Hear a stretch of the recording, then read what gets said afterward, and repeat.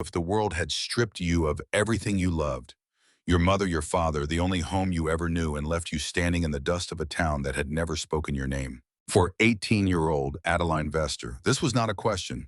It was the shape of a Tuesday morning in the Montana Territory in the summer of 1878. She stepped down from a freight train in the mining town of Silver Hollow with $5 silver sewn into the hem of her mother's dress. 5 coins. That was the sum of her life. By sundown that same day, she had spent every one of them. Not on food, not on shelter, not on a ticket to somewhere safer. She spent them on a piece of land nobody wanted, an abandoned trapper's cabin, high in the Bitterroot Mountains, a place the townsfolk called cursed. A place the wealthiest rancher in the county laughed at her for buying. They said the mountain had swallowed the old trapper Elias Thorne years ago. They said his cabin was a grave, not a home. But what waited inside those weathered log walls was not a ruin. It was a promise, a gift, a legacy left behind by a man who understood better than anyone what it meant to have nothing, and who had chosen with quiet purpose to give everything to the next soul, brave enough to climb that mountain and claim it. Stay close and tell us in the comments where you're watching from, as we bring you the story of the girl who bought a ghost home with her last $5 silver and found the legacy she never knew was waiting for her. The dust of the high plains had worked its way into the very weave of Adeline Vester's worn calico dress, a fine pale powder, the kind that settled into the creases of her elbows and the corners of her eyes, the kind that never washed out. It was a Tuesday morning in June of 1878. The town of Silver Hollow, Montana Territory was already awake. Adeline stood in the middle of the main road with a small canvas bag slung over her shoulder. Inside the bag was everything she owned in the world: a cotton nightdress, a tin cup, her mother's Bible, worn at the spine, and a handkerchief, white linen, embroidered by her mother's own hand. That was it. That was her life. Well, almost. There were also the $5 silver sewn into the hem of her dress. She could feel them against her ankle when she walked.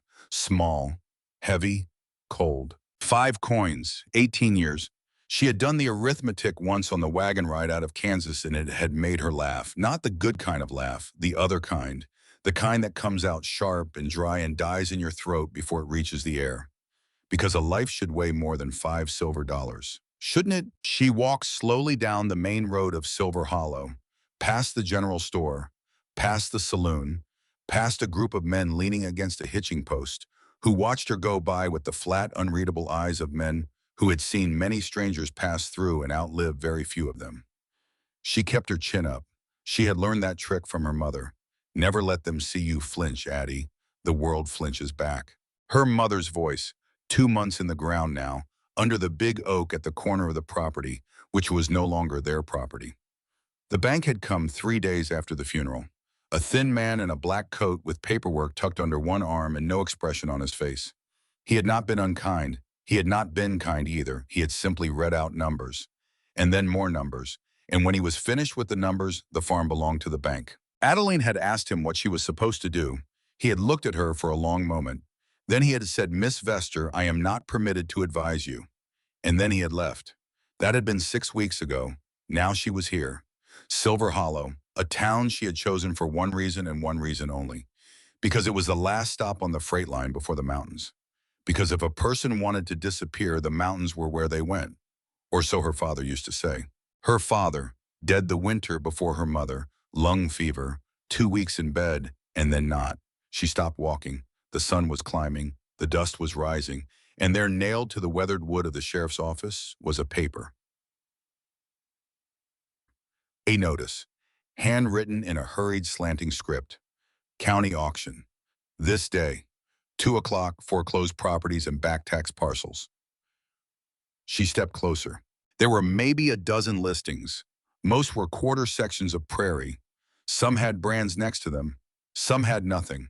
But there was one entry near the bottom that made her stop. The Thorne parcel, approx 40 acres. Structure, high valley, no road access. Sold as is. She read it twice.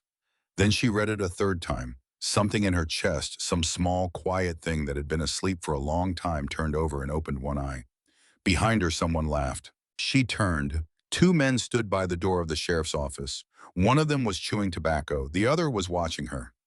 "You looking at the Thorn place?" the tobacco chewer said. Adeline did not answer. "Girl, you don't want that land. That land is cursed. Swallowed old Thorn hole years back. Ain't nobody been up there since. Cabins a ruin, roofs caved, wolves in the walls. Ghosts too, they say." They both laughed. Adeline turned back to the paper. She read the listing a fourth time. 40 acres, structure, high valley. Her father's voice from a summer years ago when she was small enough to sit on the rail of the porch and swing her feet. "Fine good ground, Addie. Land with water and high rock to break the wind. The rest is just work." She touched the pouch at her waist, felt the coins through the fabric. $5 silver. She turned around and started walking toward the auction clearing. Behind her, the two men were still laughing. She did not look back. The auction took place in the wide, dusty clearing between the saloon and the livery stable. By the time Adeline arrived, a crowd had already gathered. 40, maybe 50 men. Ranchers in sun-cracked hats, prospectors in patched wool, a few merchants in the front holding pocket ledgers. She was the only woman there. She stood at the back, small, still, trying to be invisible. It did not work. A few heads turned, a few eyebrows lifted, but no one spoke to her. The auctioneer was a stout man with a red face and a voice like a hammer on tin. The bidding began, fast, sharp, numbers flying like sparks from a forge. Adeline did not listen. She watched. She watched one man in particular. He stood near the front, tall, broad, wearing a coat that was too fine for a dusty clearing. A silver watch chain caught the sun across the front of his vest. His hat was expensive. His boots were expensive. Even the way he stood was expensive. Every time he raised his hand, the bidding stopped. Every time. A man in the crowd next to her muttered, "Kettleworth's in a mood today." The other man grunted, "When ain't he?" Rowan Kettleworth. The name moved through her like a small, cold wind. She had heard it twice already. Once at the freight office, once at the water pump, always with the same tone. The tone people use for weather they could not control. Parcel after parcel went by. Kettleworth bought 3. Then the auctioneer cleared his throat.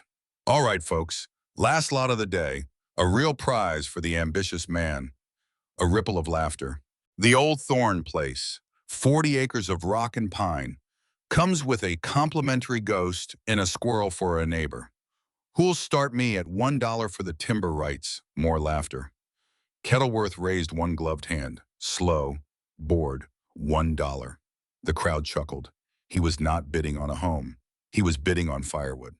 The auctioneer smiled thinly. $1 to Mr. Kettleworth. Do I hear 2 going once? $2. The voice was small, but clear, like a bell in a still room. Every head in the clearing turned. Adeline felt them all at once. 50 pairs of eyes landing on her like stones. She kept her chin up. Kettleworth turned slowly, very slowly. His eyes found her, this thin girl in a faded calico dress with dust on her hem, and a canvas bag over her shoulder. And for one long moment, he simply stared. Then he smiled. It was not a kind smile. "Well," he turned to the man beside him, "looks like we got a real land baroness in our midst." The crowd laughed. The auctioneer flustered for half a second, then recovered. "The little lady bids 2. Do I hear 3? 3? Kettleworth raised his hand, slow, deliberate. $4. He was not bidding, he was playing. He was showing the crowd what happens when a small thing tries to stand next to a large thing. Adeline felt her face go hot, then cold, then hot again. She could walk away. She could turn around right now and walk back down the main road and out of Silver Hollow and become a stranger in a different town tomorrow. She could, except her father's voice was in her ear again. Fine good ground. Except her mother's handkerchief was in her pocket. White linen, embroidered in red thread. Except she had come 400 miles for this exact moment, and she had not known it until now. She reached down. Her fingers found the small tears she had made in the hem of her dress that morning behind the freight office. One by one she drew out the coins. $5 silver, cool against her palm. She stepped forward. The crowd parted. She walked all the way to the auctioneer's wagon. She placed the coins on the wooden rail. Neat, even, one next to the other. $5, she said. Silence. You could hear a horse breathing at the far end of the clearing. You could hear a fly land on the auctioneer's hat. Kettleworth's smile did not fall. It froze, which was worse. He looked at the coins. He looked at her. He looked at the auctioneer. He opened his mouth. The auctioneer's gavel came down. Crack. Sold to the young lady for $5. Kettleworth's mouth was still open. A murmur ran through the crowd. Somebody at the back said, "Well, I'll be." Kettleworth closed his mouth. He looked at the auctioneer with an expression that would have withered a lesser man. The auctioneer, red-faced, was already moving on to gather the papers. Adeline did not celebrate. She did not smile. She simply picked up the deed when it was handed to her. Her name in ink, Adeline Vester. For the first time in 6 weeks, her name was tied to something other than what she had lost. She folded the paper. She tucked it into the front of her dress, against her ribs, and then she turned and walked away from the clearing. The clerk was a thin man with round spectacles and ink stains on his fingers. He looked up when she came in. He looked down at the deed she placed on his counter. He looked up again. He did not speak for a long moment. Then he said quietly, "Miss, do you understand what you have bought?" "I understand," she said. He nodded once, slow. He picked up his pen. He signed his name in a place near the bottom of the paper, and then he stamped it, and the stamp made a small dry sound like a door closing. He slid the deed back to her. "It's yours." He reached for it. He put his hand on hers. Just for a second, his fingers were cold and thin. "There's no road past Miller Creek," he said. "You'll walk the last 5 miles, maybe more. Depends on where the trail's washed out this year." "All right." He hesitated. Then he said very softly, "It's good ground, Miss Vester. Whatever they told you, it's good ground." She looked up. His eyes were on hers, steady, careful, as if he were about to say something more, and then had decided not to. "Thank you," she said. He nodded once. Then he turned back to his ledger. She stepped out into the sunlight and stopped, because there was someone waiting for her. An old woman stood at the edge of the boardwalk, small, straight-backed. Her hair was long and silver and tied at the nape of her neck with a strip of leather. Her face was a beautiful map of lines. Her clothes were a mix of worn buckskin and traded cloth. A single string of blue beads hung at her throat. Adeline had seen her briefly at the far edge of the auction crowd. She had not thought about it then. She thought about it now. The old woman was Crow. Adeline could tell by the pattern of the beads. Her father had traded with the Crow years ago in the summers before he was too sick to travel. The woman did not step forward. She waited. Adeline walked to her. The woman lifted one hand, just the fingertips, and touched Adeline's arm, lightly, as if testing whether she was real. "The mountain has been waiting a long time," the woman said. Her voice was low, raspy, like river stones sliding against each other. It was not the auction man who chose. Adeline opened her mouth, closed it. The woman's eyes were dark and calm and very old. There was no malice in them. There was no pity either, only a kind of steady, patient attention. "What is your name?" Adeline whispered. "Ayanna." I know who you are." Adeline stared at her. Ayanna let her hand fall. She turned. She walked away.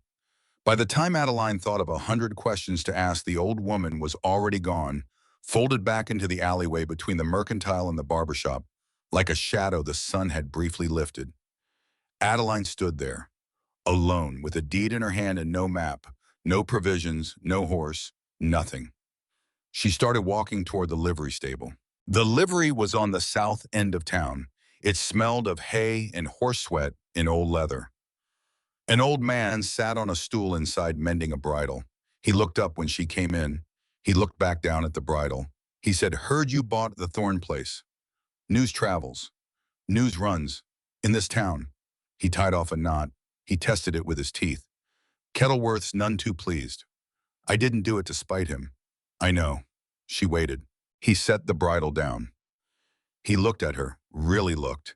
His eyes were pale and tired and kind in a way that was so unexpected it almost hurt. "I'm Ezra Halloran," he said. "This is my place." "Adeline Vester." "I know." She swallowed.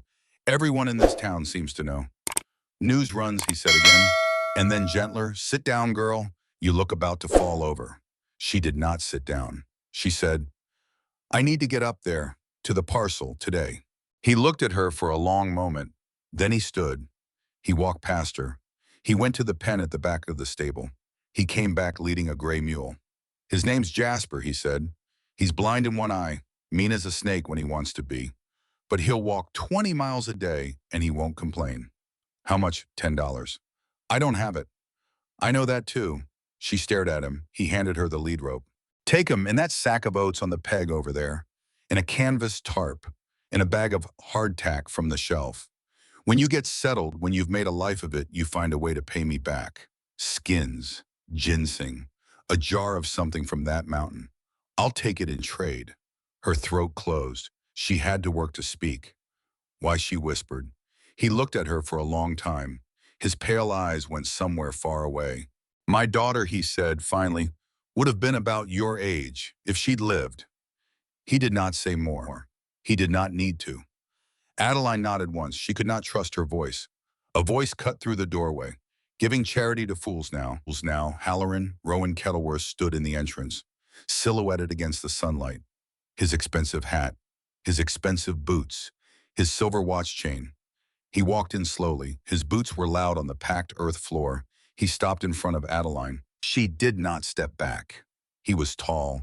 She had to tilt her head to meet his eyes. And she did. You bought yourself a pile of rotten logs, girl, and a view of your own foolishness. That mountain will chew you up and spit you out before the first snow. She did not answer. Thorn was a better man than you'll ever be, and it killed him. She did not answer. He waited. He wanted her to answer. He wanted to see her flinch. She did not flinch. She looked past him at Ezra Halloran, who was standing behind Kettleworth, now quiet watching. She said to Ezra, "Thank you for the mule." Then she took Jasper's lead rope. She walked around Kettleworth as if he were a fence post. She stepped out into the sun. Behind her, she heard Kettleworth say something sharp to Ezra. Ezra did not answer. She kept walking. She did not look back until she was at the edge of town. And even then, she only looked once. Silver Hollow lay small and dusty behind her, hunched under the immense sky like something that knew it did not matter. Above and beyond it, blue and impossibly far, the Bitterroot Mountains rose. She had never seen them before that morning. Now she was walking toward them. She camped that first night at the base of the foothills. A stand of ponderosa pine, a small clear stream, Jasper cropped grass beside her. She lit no fire. She was too tired. She sat with her back against a tree and watched the sky darken. The stars came out. They were bigger here than in Kansas. Or perhaps they only seemed that way because the air was thinner. Or perhaps it was because she had never really looked at them before. She reached into her pocket. The handkerchief was there, white linen, soft with age. She unfolded it in her lap. Her mother had embroidered this handkerchief when Adeline was very small. She could remember watching her mother sew, in the yellow light of the kitchen lamp, her mother humming low, tuneless, her needle catching the light. Adeline held the handkerchief up now in the last blue light of evening, and she saw something she had never seen before. At one corner, so small she had missed it 100 times. So small it was almost hidden in the pattern of the embroidered flowers. 2 initials. E.T. and a date, 1852. Adeline stared at it, E.T. 1852. Her mother had been young in 1852. Not yet married, not yet a mother, living somewhere near Kansas City where her mother's people had come from. Adeline had never heard the name E.T., not once, not in 18 years. She thought of the paper still tucked against her ribs. The deed, the name on it, the Thorn parcel, Elias Thorn, E.T. Her hands began to shake. She folded the handkerchief, slowly, carefully, as if it might dissolve. She tucked it back into her pocket. She looked up at the mountain. Dark, immense, silent. Her voice came out very small. "Who were you?" she whispered. The mountain did not answer, but somewhere far above her, in the black weight of the pines, an owl called once. The trail up into the Bitterroots was a game path for the first mile. After that, it was nothing at all. She followed the creek Ezra had told her about. Miller Creek. Cold, fast running, clear over polished stones. She walked beside it for the better part of the morning. Jasper picked his way behind her, sure-footed despite the bad eye. The world grew quieter as they climbed. By noon of the second day, she was in the fog. It came down without warning. One moment the trail was ahead of her. The next, the world was white. Cold, damp, blind white. She stopped. Her heart was beating high in her chest. She had no idea where the edge of the trail was. She had no idea where the edge of anything was. Jasper stood behind her, very still, his ears back. She reached one hand out, slow, feeling. Her fingers found nothing. She took one step, careful, testing the ground. Her foot came down on stone, solid. She took another. The stone shifted. She heard very close the sound of small pebbles falling. Falling for a long time. Falling farther than pebbles should fall. She froze. Slowly, very slowly. She lowered herself to her knees. She reached forward. Her hand met air. Nothing. The trail had ended in front of her. 6 inches from her right foot there was no trail.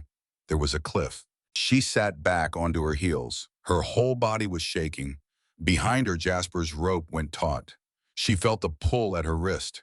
She had looped it around her forearm that morning. Just habit. Now the mule was pulling, steady, backward. She let him. She crawled backward, one knee at a time, until the stone beneath her felt solid on both sides again. She stood. Her legs would not stop shaking. She turned and pressed her face into the mule's warm, dusty neck. And she cried. She cried for the first time since her mother's funeral. She cried for the farm, for her father, for the bank man in the black coat who was not permitted to advise her, for the 5 silver dollars she no longer had, for the mountain that she had bought and that had almost swallowed her before she had even seen its face. She cried, and Jasper stood patient and warm and one-eyed and let her. When she was done, she wiped her face on her sleeve. She took a long breath. She said quietly, "Thank you." The mule flicked one ear. The fog began to lift slowly as the afternoon warmed. She took Jasper's rope, and she walked. The sun was already dropping behind the western peaks by the time she came out of the trees onto the ledge. She stopped. Below her, the valley opened. Vast, green, a ribbon of river winding through it, catching the last light. She had never seen anything like it. Her breath caught, and then she turned, and she saw the cabin. It was set back against the rock, small, squat. The roof sagged deeply in the middle. A section of the porch had collapsed. The single window on the front was a dark, empty eye. The stone chimney leaned to one side. Moss grew on the shingles that remained. It looked exactly as the men at the sheriff's office had said, like a grave marker. Adeline stood very still. Her knees went weak. She sat down, right there on the ledge, in the last light of day. The wind moved through the pines above her. Jasper stood beside her. He nudged her shoulder with his gnomon. Warm breath, one good eye, waiting. She looked up at him. He looked back. He seemed to be saying in that patient, mulish way, "Well, we are here. Let us go inside." She almost laughed. She stood up. She walked slowly the last 100 yards to the cabin. The door hung crookedly on one leather hinge. She put her hand on it. She pushed. The door groaned open. The smell hit her first. Not damp, not rot, not the sour, closed-up smell of a place that had been sealed for years. Pine, fresh pine sap. Faint. But there. She stepped inside. It was a single room, dark. The last light of evening slanted through the open door and lay in a pale rectangle on the plank floor. There was a table, rough-hewn, solid, a single chair, a bed frame in the corner made of pine logs lashed together with rawhide, a stone hearth that took up most of the far wall, a pantry door closed on the right, and in the center of the room where the last of the light fell a chopping block, a great round of oak, and driven into it up to the eye was an axe. Adeline stepped closer. She reached out. She touched the handle. The wood was smooth, worn smooth by a hand that had held it many, many times. She pulled. The axe came out of the block cleanly. The head was heavy, perfectly balanced. The blade was wrapped in a piece of oiled leather. She unwrapped it. The steel beneath was clean. It caught what little light there was and reflected it. A film of protective grease covered the edge. Sharp. Sharp enough to shave with. This was not the axe of a man who had died. This was the axe of a man who had put it away at the end of a day's work. Carefully, deliberately, fully intending to pick it up again in the morning. Except he had not picked it up in the morning. For a very long time.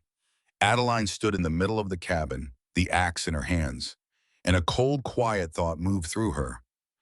This place is not abandoned. It is waiting. She did not sleep inside that first night. She did not trust the sagging roof. She spread her tarp on the porch. She tied Jasper to the porch rail. She wrapped herself in her thin blanket. Above her, the stars came out. They were the same stars that had shone over her mother's grave, over the wheat fields of Kansas, over every night of her 18 years. But here at this altitude in this air, they were closer. They were brighter. She reached into her pocket. She took out the handkerchief. She held it against her chest, ET 1852. Her mother had known this man, her mother who had never left Kansas in her life, who had never spoken of anyone named Elias Thorne, who had died with her hand in Adeline's and had not in her last hour said anything but her daughter's name. Addie, Addie, Addie, and then nothing. Adeline lay on the porch of a dead man's cabin on a mountain she had bought with the last $5 of her life and stared up at stars that were too close. Who were you? The mountain as before did not answer. But somewhere in the dark below her, in the great sighing bowl of the valley, an owl called. And a moment later, soft high from somewhere much closer, another owl called back. She woke at first light, cold, stiff. The porch boards had left ridges pressed into her cheek. Jasper stood at the rail, one ear cocked toward the valley, watching the mist below like he was reading it. Adeline sat up slowly. Her whole body ached, not the ache of hard work, the other kind, the ache of a body that has finally stopped running. She looked out at the world. The valley below was full of cloud, a pale white sea. Her ledge floated above it like an island in the sky. The rising sun caught the tops of the far peaks and turned them gold one by one in a slow, silent procession. For a long moment she did not move, because it was beautiful, because she had not expected beauty. Not today. Must I and not ever again. Her mother's voice quiet from a long ago morning in the kitchen. Sometimes the Lord gives you a view, Addie, just to remind you. Adeline pressed a hand against her chest. Then she stood up. Because a view did not chop wood. A view did not patch a roof. A view did not fill a pantry before winter came. And winter would come, even in June, even in this soft golden hour with the world laid out below her in mist. Winter was coming, and it was coming for her. She had work to do. The first 3 weeks of summer passed like a fever. She slept when it was dark. She worked when it was light. She ate when her hands began to shake so badly she could not hold a tool. The roof came first. She stood in the middle of the cabin looking up through the great ragged hole where the ridgepole had rotted through, and she thought about how a thing like this was normally done by 4 men and a team of oxen. She had 1 girl, 1 mule, so the ridgepole took her 4 days. She felled 2 young pines with Thorne's axe. She stripped the branches. She peeled the bark. She notched the ends. Her hands blistered. The blisters broke. The blisters healed into a tougher hide. She rigged a ramp out of a fallen log. She looped a rope around the mule's chest. "All right, Jasper," she said. "Pull like your life depends on it, because mine does." The mule pulled. The ridgepole slid up the ramp, 1 inch at a time. Halfway up, it stuck. She braced her shoulder against it. She pushed. Nothing. She pushed harder. Her feet slipped in the pine needles. She went down on 1 knee. The pole shifted. 6 inches back down the ramp. She sat there in the dirt for a moment. Then she stood up. She wiped her hands on her dress. She said out loud to nobody, "We are not doing that again." She unrigged the rope. She re-rigged it at a lower angle. She found a smaller log to use as a lever under the pole. She braced. She said, "Now, Jasper." The mule leaned into the harness. The pole moved 6 inches, a foot, 2 feet, up the ramp, over the top of the wall, into the notch. Thunk. It settled. Adeline sat down. Hard, right there in the dirt. She looked up at her ridgepole. She laughed. It was the first time she had laughed in months. Jasper turned his one good eye on her with what looked from certain angles like disapproval. "Oh, hush," she said. "You loved it." The cedar shakes took another 3 days. Her hands cramped. Her back seized. But at the end of the 3rd day, the roof was patched. Not neatly, but when the rain came the next night, a hard, sudden mountain rain that hit the cabin like a hand slapping a table. She lay inside on Thorne's old bed frame, wrapped in Thorne's old blanket, and she listened to the rain hit the roof. And nothing dripped. She slept 12 hours. She woke to sunlight through the window. She lay there for a moment blinking. She thought, "I am home." And the thought startled her so much she sat straight up in the bed. No, she told herself, this is a place, not a home. There is a difference. Except she was not sure anymore that there was. The clues began to add up in the second week of July. At first they were small, a neatly stacked woodpile behind the collapsed lean-to, a spring channel lined with flat stones, an axe wrapped in oiled leather driven into a chopping block by a hand that meant to come back for it. Then they were less small, the pantry. She opened it on her fifth morning. She had been avoiding it. It was the part of the cabin that felt most private, most like stepping into somebody's memory. But she was hungry, and her flour was almost gone. She opened the door. Inside, dust-covered cobweb but intact, were rows of tin canisters, sealed with wax. She lifted one down. She scraped away the wax with her thumbnail. She pried off the lid. Flour, dry, white, perfect. She lifted another. Beans, another. Salt, another. Coffee so old and dark and fragrant that she had to sit down on the pantry floor and just breathe it in. Behind the canisters, on a low shelf, there were bundles of dried herbs, each one tied with twine, each one labeled with a small wooden tag, carved by hand, small, neat, careful letters. Yarrow, mint, willow bark, elderflower, comfrey. Adeline held the willow bark bundle in her hand for a long moment. Her mother had used willow bark. Everybody's grandmother knew willow bark, Addie. It's not a secret. That was true. Except it was one more thing. One more small thing in a growing pile of small things. A pile that was beginning to look from a certain angle like a picture. She did not know what the picture was yet, but she was starting to feel it. The tool chest was worse. She found it on the ninth day tucked into the corner under the bed. She dragged it out into the light. Cedar, hand-planed. The lid inlaid with a simple carved star. She lifted the lid. Chisels, 6 of them, each one honed to a mirror edge, each one wrapped in oiled cloth. 2 saws, blades sharp, oiled, rust-free, a draw knife, a plane, a brace and bit, files of every size, every single thing a person could need to build a life in a place where there was nothing to buy. She sat back on her heels. She said softly to no one, "Who are you?" She talked to Jasper about everything. Every morning she carried a pot of oats out to the paddock, and every morning she would find herself explaining something. So the smoke was coming down the chimney yesterday, which means the flue is blocked, which means I have to climb up there today. Jasper flicked one ear. I know. It's a lot to ask of a mule. Or on the worst days, I don't know what I'm doing, Jasper. I don't know what I'm doing at all. He would blow out through his nostrils, a small, warm sound, and then he would put his forehead against her chest, and that was almost always enough. The loose log she found by accident. It was the last day of July.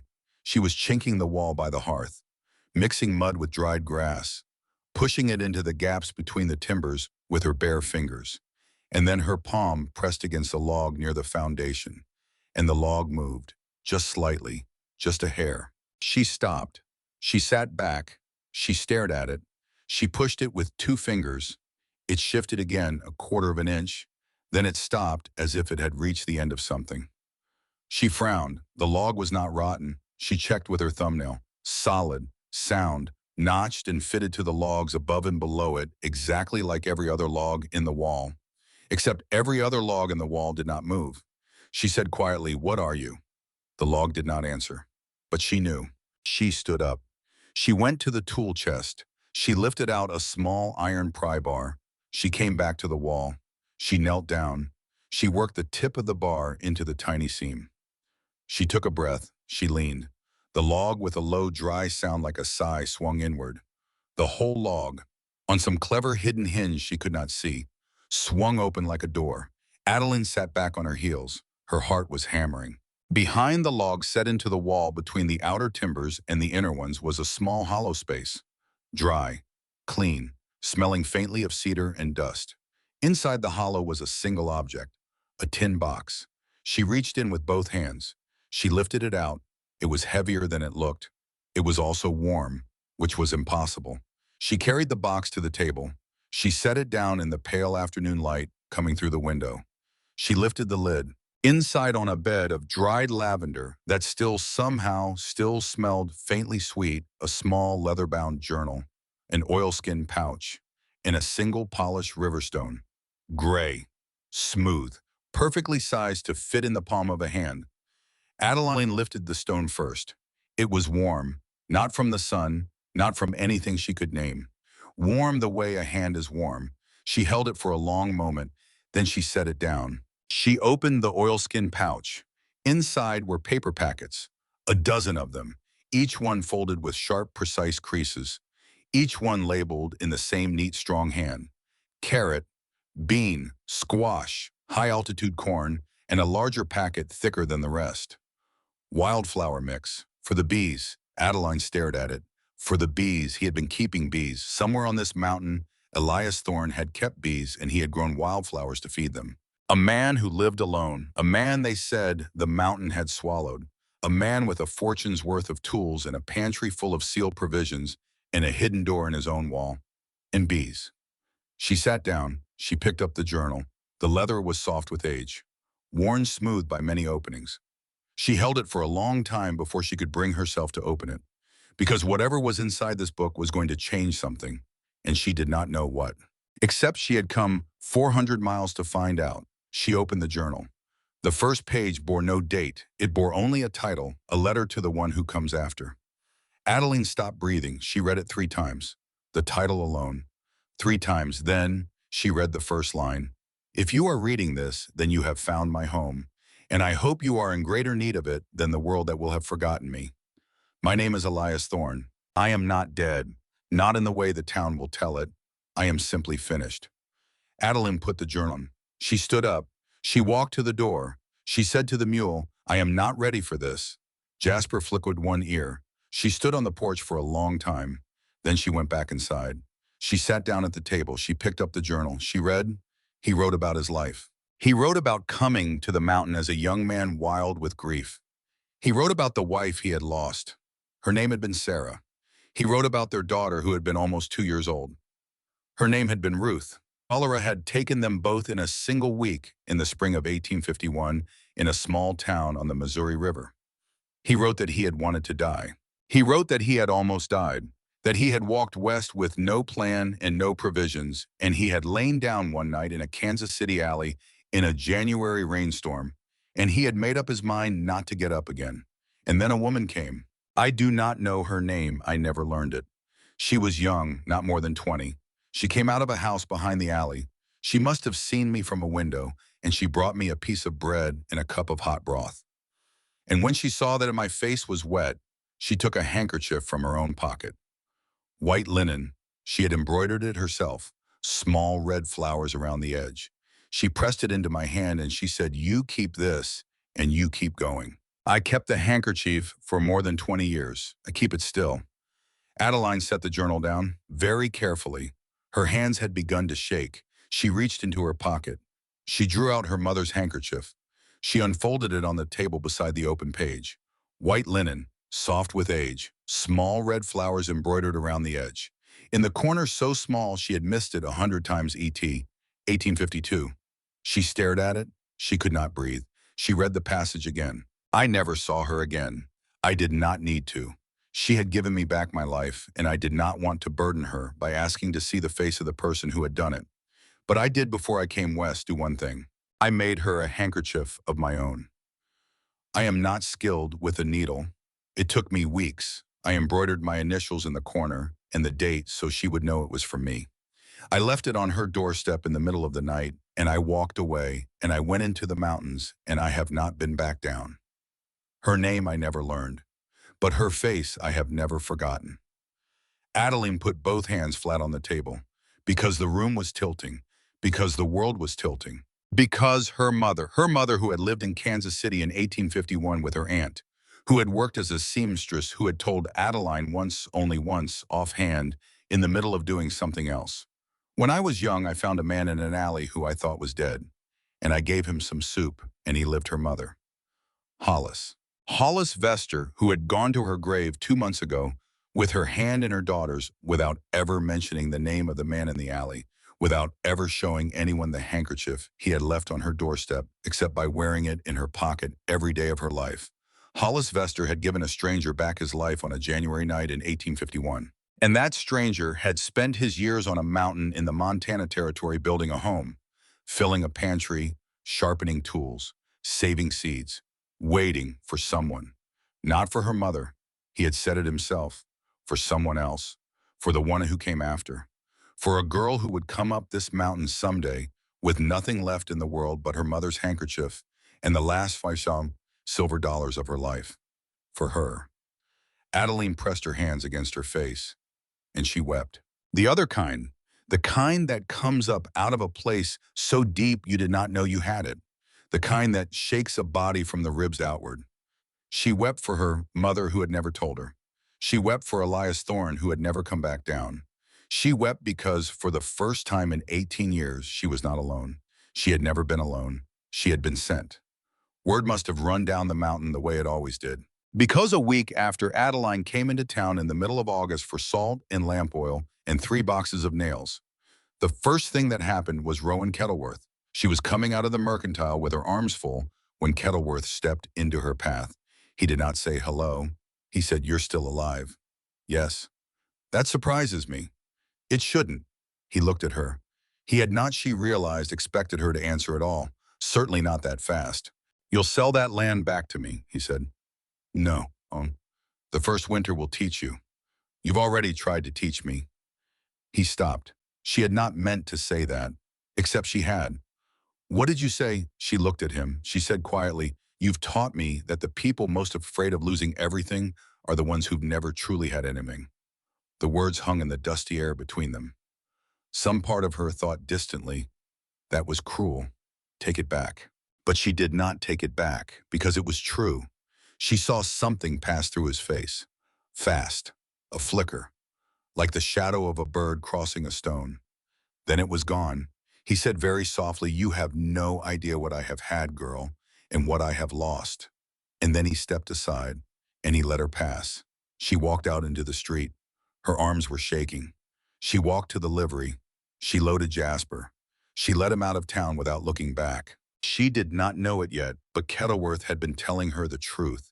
She did not know it yet, but she would. Because that night, back in the cabin, wrapped in Thorne's old blanket by a fire in the newly working hearth, she heard footsteps on the porch. She sat up. Her hand went to the axe by the bed. The door opened. Ayanna stepped in. The old woman did not knock, did not speak. She came in as if she had always come in, as if the cabin had been hers before it had been anyone's. She closed the door behind her. She walked to the fire. She sat down on the other side of it, cross-legged on the plank floor. Adeline stared at her. "How did you?" "I walked. It's 12 miles in the dark." "I have walked farther in darker." Adeline slowly lowered her hand from the axe. Ayanna looked at her across the fire. "You have questions?" "Yes." "About the man?" "Yes." Ayanna nodded once. "I will tell you what he told me. Not more." Adeline sat up straighter. She wrapped the blanket around her shoulders. She waited.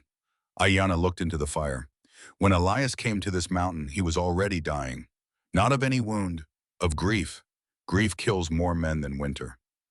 Adeline said nothing. "I found him in the meadow above the west slope. He had been 3 days without eating. He could not walk. I brought him here, to this cabin, which he had begun to build, which was only 3 walls then. I stayed with him for 2 weeks. When his fever broke, he asked me why I had helped him." Ayanna's hands turned in the firelight. "I told him, because he had a face like a man I had known. My husband, who was a white man who had died the winter before, who had left me his Bible, which I could not read." Adeline's breath caught.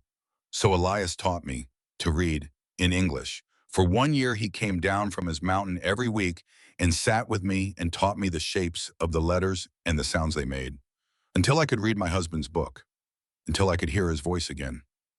Ayanna was quiet for a long moment. "That was the debt he paid me. That was the man he was." Adeline whispered, "You knew about my mother."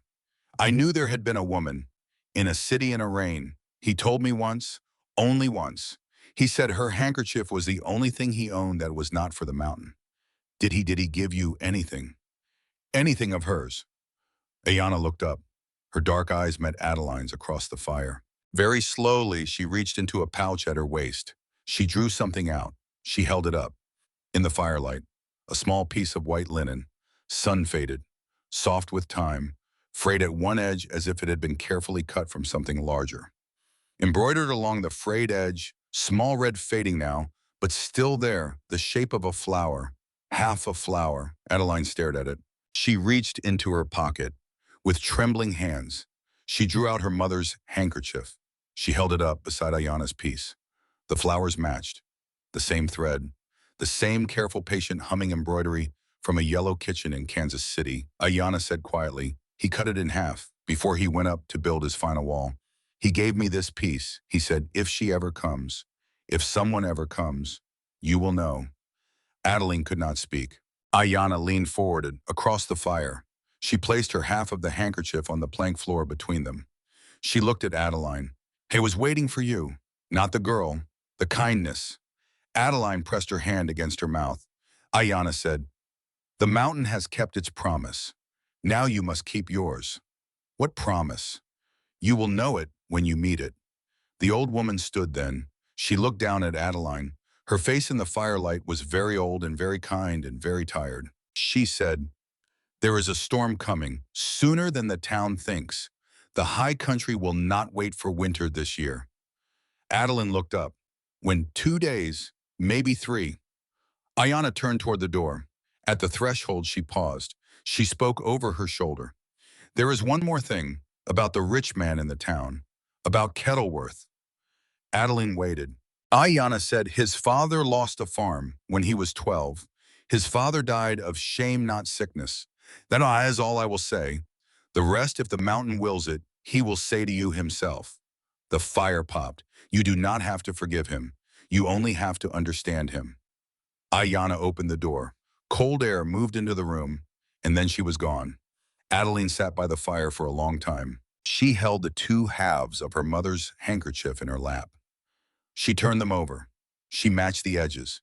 They fit together the way a broken plate fits together when you find the missing piece under the floorboards years later. Perfectly. Absolutely.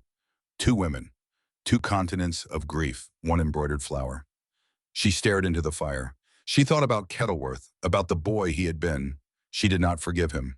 But something in her, something small, some tight, small knot she had been carrying since the auction, loosened.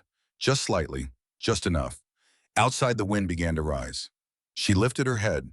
The wind moved through the pines above the cabin with a sound she had not heard before. Deeper, older, a long, slow sighing that carried a note of warning underneath it. Adeline stood up. She walked to the window. The valley below was dark, but at the edge of the sky over the western peaks, the stars were going out, one at a time, blotted by something moving in from the north, something with weight, something with speed. She pressed her palm flat against the cold glass. 2 days, Ayana had said. Adeline looked at the sky. She whispered, maybe less. The wind rose. Somewhere out in the dark above the sighing pines, above the great rising bowl of the valley, something else made a sound. Not an owl, not a wolf, a human voice, faint, torn by the wind, almost lost, but there. Adeline froze. Her hand went to the glass. Her breath fogged the pain. The voice came again. Somewhere out there, somebody was calling for help. Adeline stood at the window for 1 heartbeat, 2, 3. Then she moved. She grabbed Thorne's heavy wool coat from the peg. She grabbed the lantern from the mantel. She lit the wick with a stick from the fire. She wrapped a wool scarf around her face until only her eyes showed. She opened the door. The wind hit her like a shove. The snow was already coming down. Not falling, driving, sideways, thick. The porch was already white. The storm had come in the first week of September, weeks before it had any right to. Ayana had been wrong about 2 days. Ayana had been wrong by 2 days. Adeline stepped off the porch. She held the lantern high. She shielded it with her body. The little flame guttered and held. She yelled into the wind. Hello! The wind ate her voice. She waited. Nothing. She took 3 steps down the path toward the trail. Hello, nothing. Then, faint, off to her left, toward the west ledge.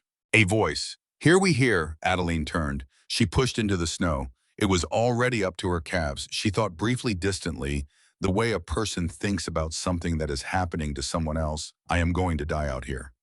Then she thought, no, not tonight, because whoever was out there was going to die first. And she was not going to let that happen. Not on her mountain. She found them behind the great boulder at the west ledge. Three shapes, huddled, snow ready piled on their shoulders. A man, tall, thin, a black coat, the stiff collar of a preacher. His face bone white with cold. A woman wrapped around a small child, both of them shaking so hard they made a low, continuous sound like a saw against wood. The man looked up. His eyes were wide and wet and terrified. Please, get up. My wife, my son, the horse. Get up. The man got up. Adeline reached down. She pulled the woman to her feet. The child in her arms did not move. Adeline's heart stopped. She put her face down close to the child's face. Warm breath. Faint. But there. He's alive, she said. The woman began to sob. Don't! Adeline's voice came out harder than she meant. Not now. Walk. Follow the lantern. Do not lose sight of the lantern. Do you hear me? The woman nodded. The preacher took his son. He tucked the boy inside his coat. He wrapped both arms around the small bundle. Adeline turned. She held the lantern high. Follow me. She walked. The wind fought her every step. She kept the lantern high. She kept her body low. She counted the paces back to the cabin in her head because she did not trust her feet not to wander. 20 paces, 30, 50. She looked back once. Three shapes. Behind her. Still there. Barely visible in the whirling white. She kept walking. At 60 paces, the porch appeared. Not appeared, loomed. Out of the white like a ship out of fog, steady, solid, waiting. She almost cried. She did not cry, because there were three people behind her who were not inside yet. She got the door open. She got the woman through first, then the preacher, then the child. She pulled the door shut behind her. The wind cut off with a slam. The silence was so sudden it was almost violent. The fire was still burning, low but alive. Adeline shoved more wood on it without looking. She dropped to her knees. She began pulling wet coats off the woman. She peeled the boy's blue fingers out of his mittens. The preacher was on his knees beside her, shaking, not moving. She grabbed his shoulder. Blankets, under the bed, Boulot. He went. She turned back to the child. She rubbed his small hands between hers. Come on, she whispered. Come on, come on. The boy stirred, his eyes open, just a slit, confused, blue. Mama. The woman burst into tears. Adeline sat back on her heels. She looked at the ceiling of the cabin. At the ridgepole, she had raised herself with a mule and a lever. She said quietly, thank you. She was not sure to whom. The storm raged for 3 days. 3 days of white and wind, and the constant, deep sighing groan of the wind through the pines outside. 3 days of the little cabin's walls creaking under the weight of the drifts against them. 3 days of the low, steady voice of Elias Thorne's stone chimney drawing clean-throwing heat. Inside the cabin was warm. Inside, Adeline made bean soup. She stretched 2 days of flour into 4 days of biscuits. She melted snow in a pot on the hearth. She hung wet wool from a line strung across the room and watched it steam. Inside, the preacher's name was John Callahan. His wife was Ruth. The boy was Micah. He was 7. On the first night when the boy was asleep against his mother's chest, John Callahan looked across the fire at her. He said quietly, you saved our lives. Adeline stared into the fire. The mountain saved your lives. I was just the one who could hear. He looked at her for a long moment. He said, that is not the answer of an 18-year-old girl. I've been 18 for 6 months. I'm mostly making it up. He laughed, a small laugh, tired but warm. Ruth Callahan spoke on the second night. They were sitting together at the table. Ruth was mending a tear in her husband's coat with thread she had found in Adeline's basket. Thread that had been in Elias Thorne's basket first. Ruth's hands moved carefully. She had a seamstress's hands, she said without looking up. We had a daughter. Adeline set down her cup. Her name was Elizabeth. Beth. She was 4. She had the same fever that took your father. From what you said. Yes. I could not save her. No. Ruth's hands stopped. She looked up. Her eyes were dry, which was worse than tears. It has been 14 months. I still wait for her to come around the corner. Every morning, every corner. Adeline reached across the table. She put her hand over Ruth's. She did not say anything, because sometimes the only kindness is the hand. They sat like that for a long time. The fire popped. The storm groaned.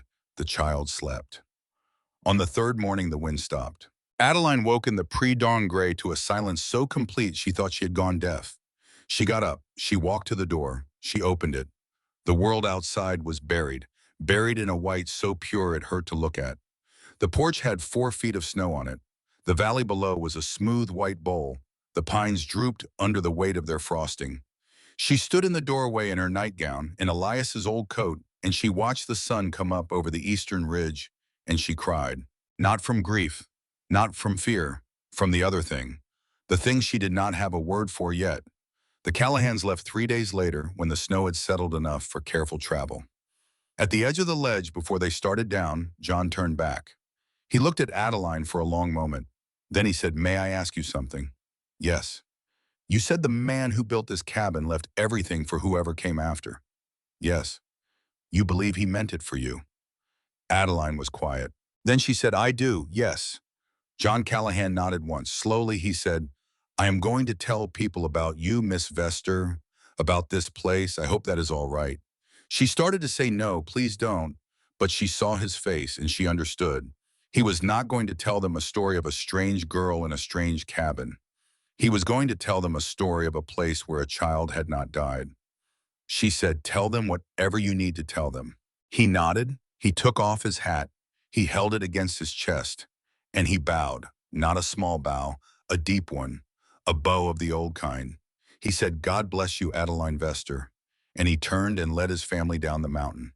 The winter came in earnest after that. The snow deepened. The days shortened. Adeline settled into a rhythm she had not known was possible. She read Elias's journal at night over and over. She learned the mountain from his words. Where to set snares, how to bank the cabin against the drifts, which pines held their heat best when burned. She thought about the Callahans often. She wondered if Micah had gotten his color back. She wondered if Ruth had cried, yet really cried the way she needed to. Ayanna came twice that winter, once in November with a haunch of venison, once in February with a leather pouch of dried choke cherries, and no explanation.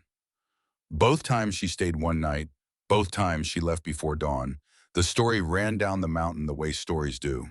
By the time the trails opened again in April, the whole town of Silver Hollow was talking about the girl who had saved a preacher's family in a September blizzard, the girl who had survived a winter alone on a mountain that had killed grown men.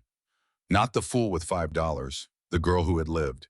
Adeline did not know all of this, not directly. She only knew it because when she walked into town for the first time after the thaw in the middle of April 1879, with the trail muddy and the aspens just beginning to bud, people looked at her differently.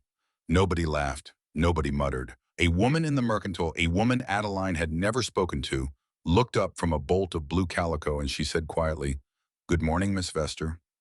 Adeline blinked. "Good morning." She bought her salt, her lamp oil, her flour. At the counter, the storekeeper cleared his throat. He said, "This is on the house, miss. I don't take charity." "It's not charity." "What is it then?" He looked down at his ledger. He looked up. "It's a thank you from a town that owes you one." Adeline stood there for a long moment. Then she said, "I'll take it. This once, thank you." She walked out of the mercantile with a heavy sack and lighter shoulders. At the edge of the boardwalk, she stopped, because a horse was tied to the rail across the street. A black gelding, expensive tack. Rowan Kettleworth's horse. He came out of the doorway of the bank as she passed. She stopped. He stopped. For a moment, neither of them moved. Then he took off his hat, which she had never in her previous encounters with him seen him do. He said, "Miss Vester." "Mr. Kettleworth." They stood in the road. He said, "I would like—" He stopped. He tried again. "I would like to come up to the cabin. When it suits you, I have something to give you." Adeline's whole body tensed. She said, "What?" "A book." "A book?" "Not a book, a ledger. Something Thorne left with me. Something I have been keeping, which I should have brought to you a long time ago." She stared at him. She said slowly, "Why?" He looked at her. His eyes, which she had never really looked into before, because she had always been too busy holding her chin up, were pale gray and tired and older than the rest of his face. He said, "Because I owe him, and because I owe you, and because if I do not do it now, I do not think I will ever do it." Adeline swallowed. She said, "You can come tomorrow, afternoon." He nodded once. He put his hat back on. He walked away. Kettleworth came up the mountain alone. No coatmen, no rifle, no fine hat. He wore a plain wool jacket. He rode a plain sorrel. He had a leather satchel across his chest. He tied the horse at the gate of Adeline's small kitchen garden. He walked to the porch. He did not knock. He waited. Adeline came out. She had made coffee, because that was what her mother would have done. She held out a cup. Kettleworth stared at it, then he took it. They sat on the porch, on the two chairs she had built out of pine slabs during the long weeks of February. Below them, the valley was greening in the late sun. He drank his coffee slowly. Then he set the cup down. He said, "My father lost his farm when I was 12, Missouri, just outside of Jefferson City. A hailstorm took the crop in June. The bank took the farm in August." Adeline said nothing. "My father did not die of any illness. He walked into the barn one morning. He did not come out." Adeline held very still. "My mother took my sister to St. Louis. I was old enough to work. I stayed. I worked for the man who bought our farm. I worked for him for 8 years. And then I came west." He looked out at the valley. "I made a promise to myself when I was 12 years old that I would never again be a boy standing in a doorway watching his father walk out to a barn. That I would never again be poor.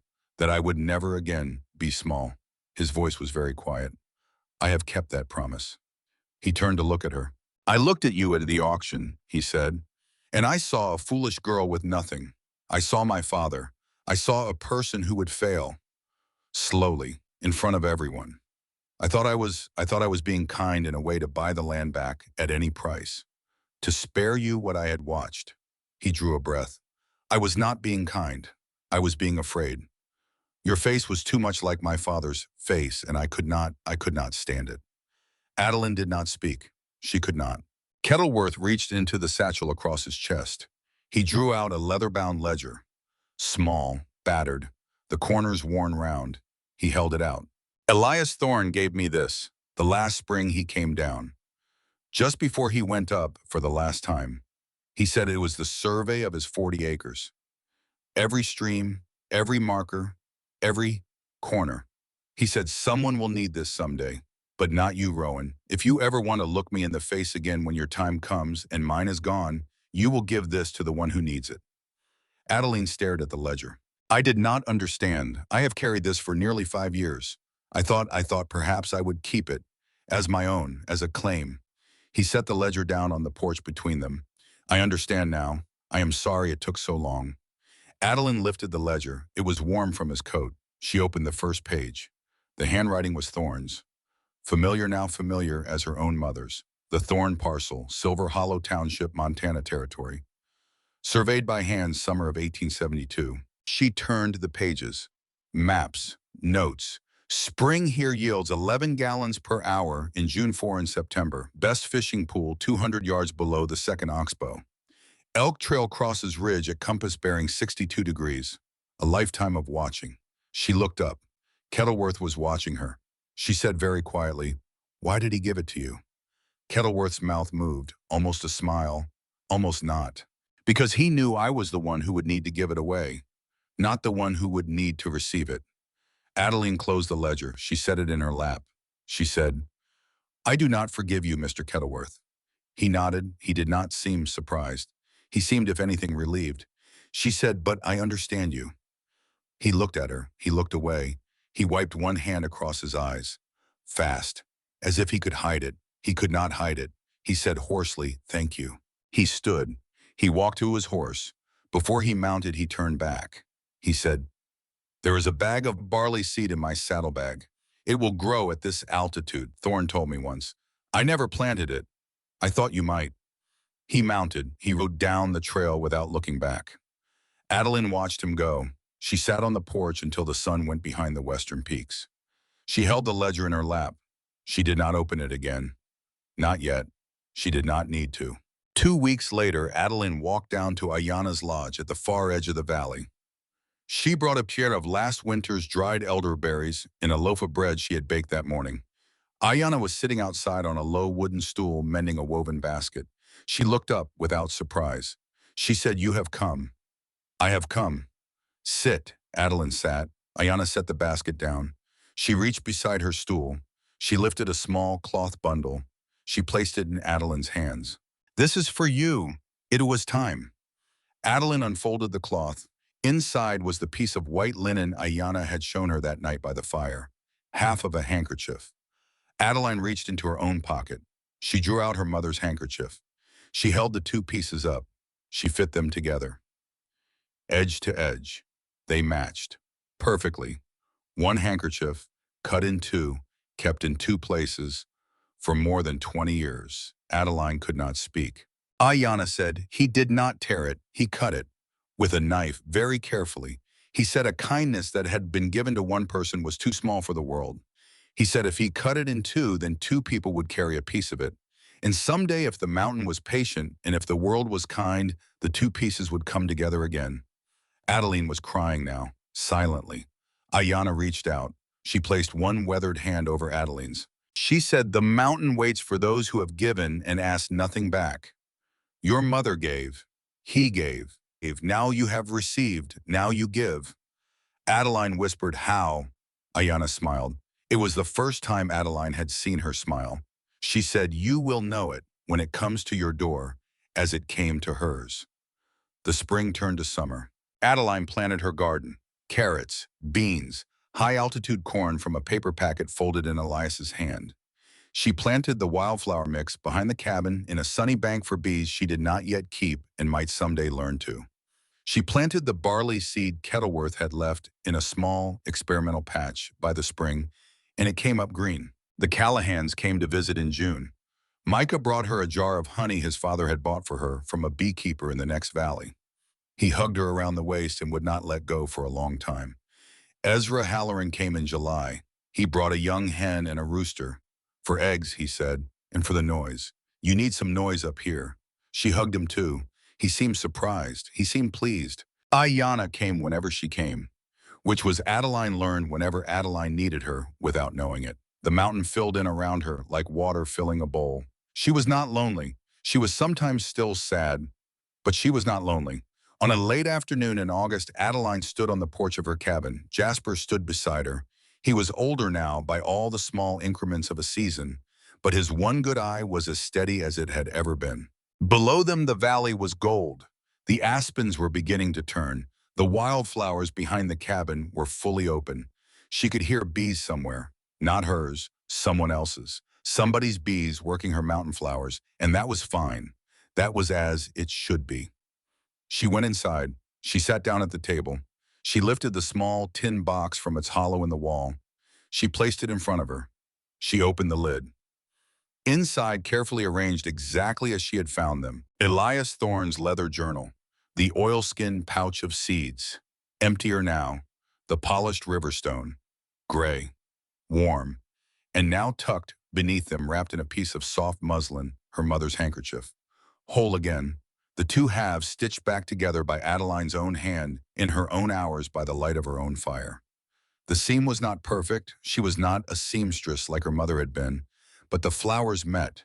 The red thread met itself. Adeline touched the seam with her fingertip. Then she took out a fresh sheet of paper. She dipped the pen. She wrote, "A letter to the one who comes after. My name is Adeline Vester. If you are reading this, then you have found my home, and I hope you are in greater need of it than the world that has forgotten you. I am not going to be here, not in the way the people down below will tell it. I will simply be somewhere else, older most likely, or gone. Do not be afraid." A man named Elias Thorne built this cabin. He filled its pantry, he sharpened its tools, and he waited for a very long time for someone who would need it more than he did. And when I came, he gave it to me. So I am giving it to you. She stopped. She looked out the window, at the mountain, at the light on the peaks, at the world she had come to on the last $5 of her life, without knowing that her mother had been sending her here since before she was born. She turned back to the page. "You will not be alone," she wrote. "You have never been alone. Look for the letter behind the log by the hearth. The log that shifts when you press it. There is a story in there. It is Mr. Thorne's story. And by the time you read this, it will be my story too. And if you stay, if you have the grit to climb and the eyes to see and the heart to receive, it will become yours. The mountain has been waiting. Not for me, not for you, for the kindness we carry. You keep this, and you keep going." She signed her name at the bottom. She blotted the ink. She folded the paper. She set it in the tin box on top of everything else, and she closed the lid. She stood up. She walked to the door. Outside, the sun was setting behind the western peaks. The whole valley was on fire with it. Long gold light, long blue shadow. The pines singing softly in a wind she did not have to fight anymore. Jasper turned his head toward her. She scratched him between the ears. She said out loud to the mule, to the mountain, to her mother in the ground, and her father a year before that, and Elias Thorne, who had waited so many years and had never lived to see her face, she said, "He did not leave me a place." Her voice was steady, quiet. "He left me a chance." The sun went down. The stars came out. They were the same stars, but she was not.